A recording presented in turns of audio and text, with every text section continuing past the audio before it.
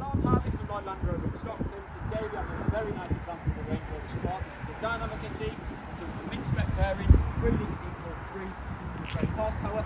Starting at the front, you can see it's finished in a very eye-catching Firenze Red Paint exterior, black contrasting path on the badge in the grille and all the exterior detailing points. Being a Dynamic, you've got that aggressive looking body styling, 21-inch diamond turn alloy wheels, which look again absolutely stunning. Privacy glass, deployable door handles, and keyless entry, all standard features for Range Rover Sport. Then coming to the rear, the continuation of that black exterior pack, reverse camera, and a very generously sized wheel back Range Rover Sport. Air suspension, a standard feature, which not only can be controlled from the rear, but also from the cockpit. And then coming to the back, this car has Ebony perforated interior, no clear signs of wear and tear, dual zone climate control in the back with fast charging points for all the passengers. And then jumping into the front of the